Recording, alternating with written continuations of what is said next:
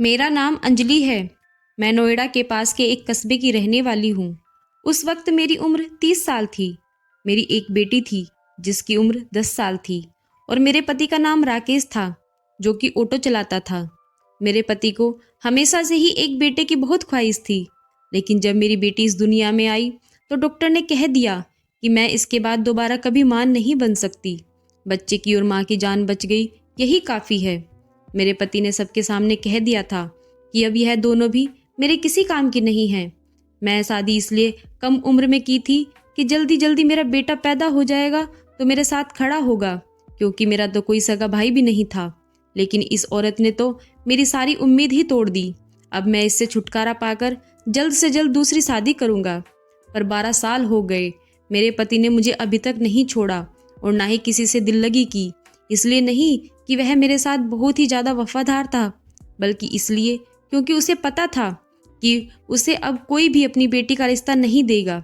वह पूरे मोहल्ले और रिश्तेदारों में एक लापरवाह इंसान मशहूर था। उसने अपना ऑटो भी बेच दिया था। मैं घर में कपड़े सिलाई किया करती थी और उसी से घर चलता था। कभी कभी वह कहीं से थोड़े बहुत पैसे ले आता था, लेकिन वैसे सबको ही पता था कि उसकी कोई पक्की कमाई नहीं थी। जाहिर है, अगर कोई अपनी बेटी देगा तो कमाई तो जरूर पूछेगा और साथ में यह भी देखेगा कि पहली पत्नी से तलाक क्यों ले लिया है। इधर अब मेरी बेटी भी मेरे कंधे जितनी होती जा रही थी, जिसका नाम मैंने डिम्पल रखा था। बहुत ही ज़्यादा खूबसूरत डिम्पल पतली थी और यह बड़ी ही अजीब बात थी कि हमारे खानदान में यह पहली लड़की थी जिसका रंग भी बहुत ज़्यादा गोरा था। लेकिन मेरी बेटी बहुत ज़्यादा मासूम थी, क्योंकि मैंने सारी ज़िंदगी उसे अपने सीने से लगाकर छुपा कर रखा था, यह सोचकर कि मेरी एक ही बेटी है, दोबारा कोई बच्चा नहीं हो सकता। अगर उसे भी कुछ हो गया तो मैं तो बे औलाद हो जाऊंगी। इसलिए मैंने उसे सारी ज़िंदगी ज़रूरत से ज़्यादा ही हिफाजत से पाल कर रखा था और उसका नुकसान यह हुआ था कि वह ज़रूरत से ज़्यादा ही मासूम थी। उसे किसी बात का पता ही नहीं था। मैं उसको लड़कियों के साथ खेलने जाने के लिए भी नहीं छोड़ती थी। इस तरह उससे किसी की दोस्ती नहीं हुई और उसने मोहल्ले की लड़कियों के साथ ज़्यादा वक्त नहीं गुजारा।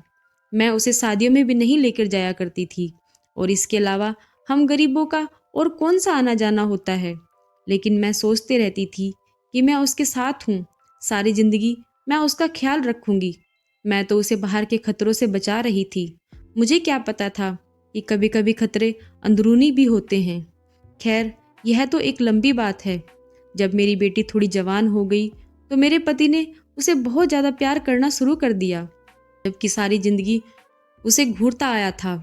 कहता था कि तेरी वजह से तूने अपनी माँ को बांझ बना दिया और मेरे बच्चे इस दुनिया में आने से रह गए, नहीं तो मुझे 10 बेटे पैदा करने थे। लेकिन यह सब तो किस्मत का खेल था। मैं कहती थी कि इसमें मेरी बेटी का कोई कसूर नहीं था, लेकिन अभी तक वह मेरी बेटी से नफरत करता था, उसे ताने देता था, उसे अपने साथ कहीं लेकर नहीं जाता था, उसे अपनी बेटी नहीं मानता था, उसके सर पर प्यार से कभी हाथ भी नहीं रखा था। लेकिन आज तो मैं सामने का मंजर देखकर हैरान रह गई। वह मेरी बेटी को अपने पास बैठाकर उससे बहुत प्यार से बातें कर रहा था और कह रहा था कि तुम्हारे लिए क्या लेकर आऊं, 1-2 दिन के लिए शहर जा रहा हूँ। मेरी बेटी भी हैरान नजर आ रही थी। उसने कोई चीज़ बता दी और उठकर अपने कमरे में चली गई। मैंने अपने पति से कहा कि क्या बात, आजकल तो बहुत प्यार आ रहा है अपनी बेटी पर। तो कहने लगा कि बस अब मैं बूढ़ा हो गया हूँ और मुझे एहसास हो गया है कि हमारे बुढ़ापे का सहारा यही है। मैं तो पागल था, बस यही सोचता था कि इस नस्ल बढ़ जाएगी, लेकिन अगर यह मेरे नसीब में ही नहीं है तो मैं क्या कर सकता हूँ। मैं तेरे साथ नहीं, ऊपर वाले के साथ जिद लगाई थी और ईश्वर के साथ जिद नहीं लगानी चाहिए। अभी यह मेरी बेटी है और मैं इसे बहुत ज़्यादा प्यार करूँगा। यह सुनकर मेरी आंखों में आंसू आ गए। चलो, इस इंसान को समझ तो आ गई और मैंने उससे कहा कि अब तो बेटी जवान हो रही है, अब 2-3 साल में इसकी शादी हो जाएगी और फिर हमारी बेटी हमें छोड़कर अपने ससुराल चली जाएगी। लेकिन तुमने इतने साल बर्बाद कर दिए। कितनी प्यारी बच्ची थी हमारी। जब छोटी थी कैसे भाग भाग कर तुम्हारे पीछे पीछे जाती थी, तुम्हें पापा पापा कहती थी और तुमने उसे गोद में भी कभी नहीं लिया। इस बात पर मेरे पति की आंखों में आंसू आ गए। उसने कहा कि मैंने वाकई काफ़ी सारा वक्त बर्बाद कर दिया, लेकिन अभी भी देर नहीं हुई है। जब मेरी बेटी बहुत छोटी थी तो मैं उसको उसके पिता के साथ नहीं छोड़ती थी, यह सोचकर कि किसी दिन उसको गुस्सा ना आ जाए और वह मेरी बेटी को जान से ना मार डाले। लेकिन मुझे यकीन हो गया था कि इसके दिल में वाकई उसकी बेटी के लिए प्यार जाग गया है। आखिर वह उसका अपना बाप था, कोई सौतेला नहीं। हमारे दिन इसी तरह गुजरने लगे और यह दोनों बाप बेटी बहुत ही ज़्यादा करीब आ गए। जो लम्हे इन्होंने एक दूसरे के साथ नहीं गुजारे थे आज तक, अब वह गुजर रहे थे। वह अपनी बेटी को अपने साथ बाजार भी ले जाता था, उसके लिए तोहफे भी लेकर आता था और खाने पीने की कोई ना कोई चीज़ जरूर ही लेकर आता था। मुझे आजकल एक जगह नौकरी मिल गई थी, एक केंद्र था जहाँ पर जाकर मैं कपड़ों की सिलाई किया करती थी और एक सूट के साथ काफ़ी अच्छे पैसे बच जाते थे। मैं घर में कपड़े सिलती थी तो घर के कामों में लग जाती थी, लेकिन वहाँ पर जाती तो सारा दिमाग सिर्फ काम की तरफ ही लगा रहता था। पहले मैंने यह काम करने से इनकार कर दिया था, लेकिन अब सोचा कि मेरे पतिदेव खाली ही तो हैं। मेरी बेटी का ख्याल रखने के लिए जवान बच्चों को घर में अकेला छोड़कर तो नहीं जा सकती थी, लेकिन आजकल घर के हालात कुछ और ही थे।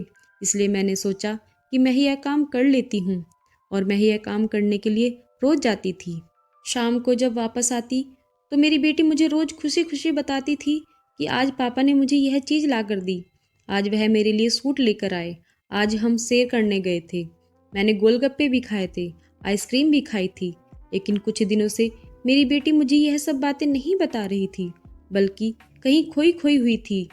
मैंने कहा कि क्यों आजकल पापा के साथ बाहर नहीं जाती हो? तो कहने लगी कि जाती हूँ। तो फिर मुझे क्यों नहीं बताती कि पूरा दिन क्या किया है? मैं तो काम ही करती रह जाती हूँ। तुम दोनों के तो मज़े हैं, मुझे बताया तो करो कम से कम, मैं सुनकर ही खुश हो जाया करूँगी। मैं अपनी बेटी से मुस्कुराकर बात कर रही थी क्योंकि मैं उसके लिए खुश थी, लेकिन वह बिल्कुल भी खुश नज़र नहीं आ रही थी। फिर मेरी बेटी बीमार रहने लगी, कभी कहती मेरी कमर में दर्द है तो कभी कहती मेरी टांगों में दर्द है। मुझे समझ ही नहीं आ रहा था उसके साथ क्या हो रहा है। एक ही डॉक्टर थी हमारे पूरे गांव में, उससे बात की तो उसने कहा कि बच्ची जवान हो रही है, इसलिए यह सब कुछ हो जाता है, तुम ज़्यादा फिक्र मत करो।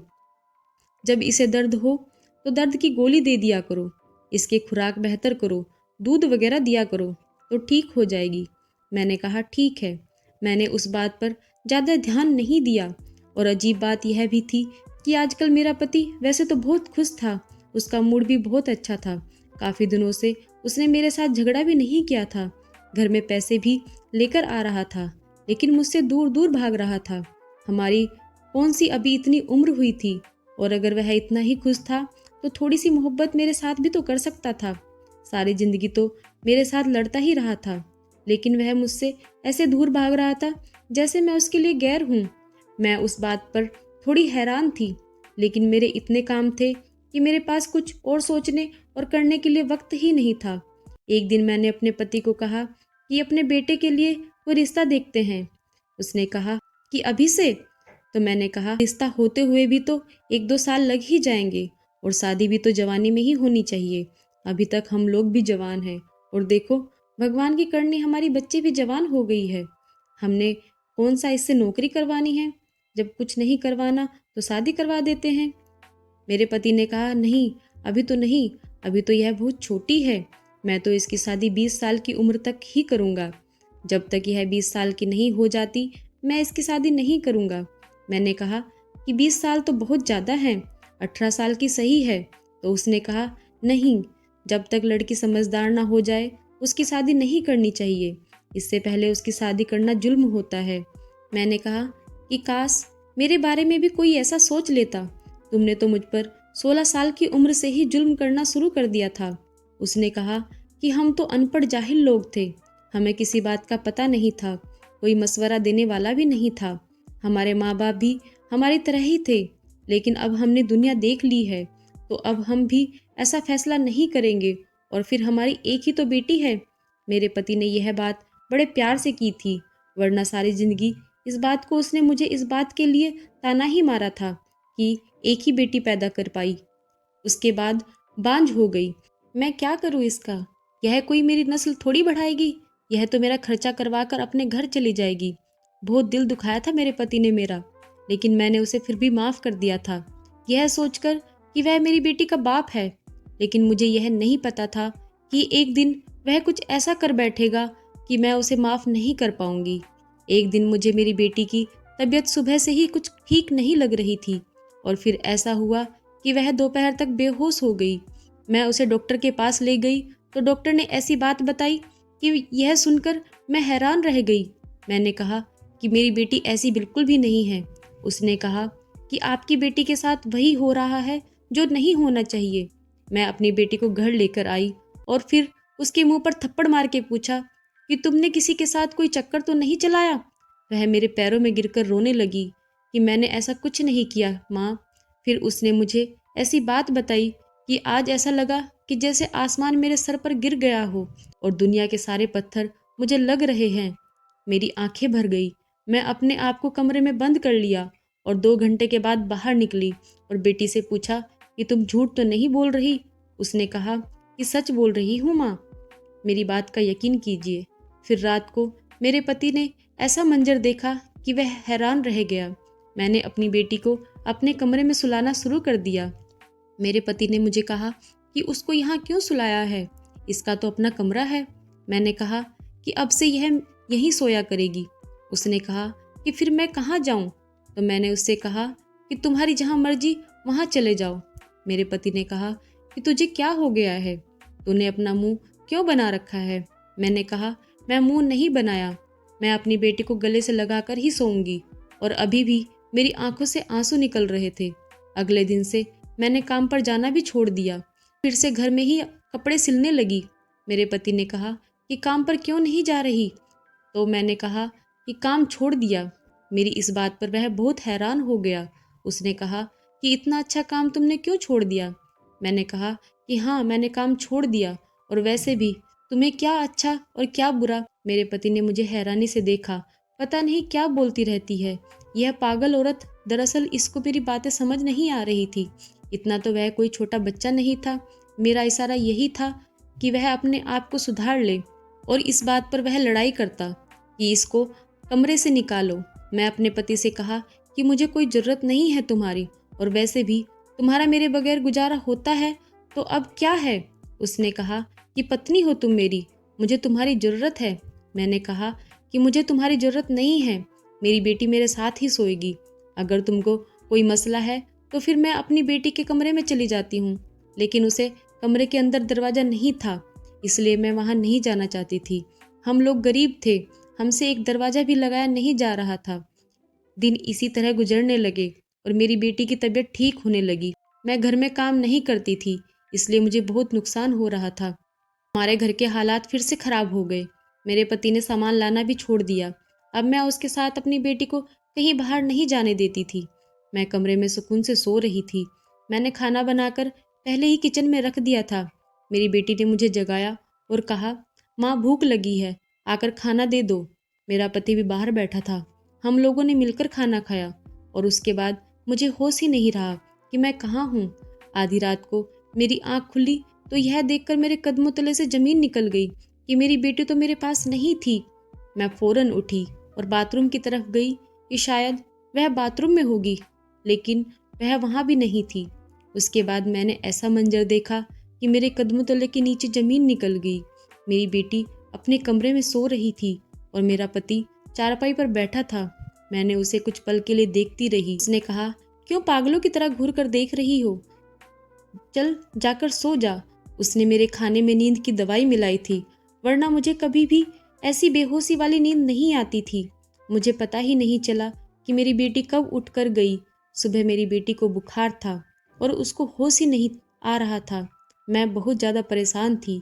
एक मोहल्लेदार औरत को उसके पास बैठाया और दिल में एक फैसला कर लिया।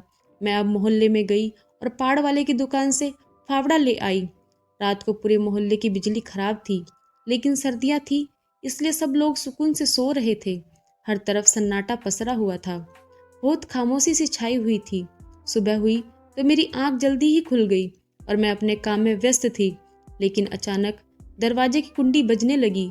कुंडी बजाने वाले का अंदाज ऐसा लगता था कि जैसे वह कोई पुलिस वाला हो या फिर कोई डाकू। बहुत ही बुरी तरह से कुंडी बज रही थी। मैं घबरा गई और मैंने फैसला कर लिया कि मैं दरवाज़ा नहीं खोलूंगी। मेरी बेटी भी उठ गई और उसने कहा कि माँ, क्या हो रहा है और आप क्या कर रही हैं और यह आंगन क्यों खुदा पड़ा है और पापा कहाँ हैं?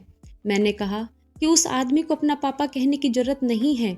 मेरी बेटी ने मुझे देखा तो उसके मुंह से चीख निकल गई। उसने कहा कि आपके कपड़ों पर यह क्या लगा हुआ है? मैंने कहा कि पागल, यह तो बाथरूम में गिर गई थी ना, इसलिए कई जगह चोट लग गई है और यही वजह है कि मेरे कपड़ों पर यह सब लगा हुआ है। तुम घबराओ नहीं, मैं तेरी माँ हूँ। मैंने सब ठीक कर दिया, लेकिन बाहर बार बार कुंडी बज रही थी। उसने कहा कि दरवाजे पर कौन है? यह हमारे घर का दरवाजा क्यों तोड़ रहे हैं? मैंने कहा, अपना सामान उठा और बराबर वाली आंटी के घर चली जा, वहां पर ही रहना जब तक मैं तुझे लेने नहीं आती। मैं बहुत घबरा गई और मैंने उसका थोड़ा बहुत सामान पैक कर दिया और बराबर वाली के घर भेज दिया। वह मेरी बहुत अच्छी सहेली थी। मैंने अपनी सहेली को अपने सारे जेवर और जमा किए हुए सारे पैसे दे दिए। मैंने कहा कि जब तक मेरी बेटी तुम्हारे पास है, इसका बहुत ज़्यादा ख्याल रखना और ज़रूरत पड़ने पर कुछ दिनों के लिए इसे दूर भेज देना और इसको यहाँ से लेकर चली जाओ। और तू हमेशा कहती थी ना कि यह तुझे अपने बेटे के लिए बहुत पसंद है, तो इसे अपनी बहू बनाना और हमेशा अपने पास रखना। मेरी सहेली को सब कुछ पता था कि मैंने क्या किया है। सच्ची सहेली होने की वजह से वह मुझसे वादा करके गई कि मेरी बेटी का बहुत अच्छे से ध्यान रखेगी, अपनी औलाद से भी ज़्यादा। और अब मेरी बेटी उसके हवाले थी। मेरे पास खोने के लिए अब कुछ भी नहीं था। मैं घर में बिल्कुल अकेली थी। लोग बार बार कह रहे थे कि बहन दरवाज़ा खोलो, नहीं तो हम दरवाज़ा तोड़ देंगे। और जब मैंने दरवाज़ा नहीं खोला तो उन्होंने दरवाज़ा तोड़ने की तैयारी कर ली थी।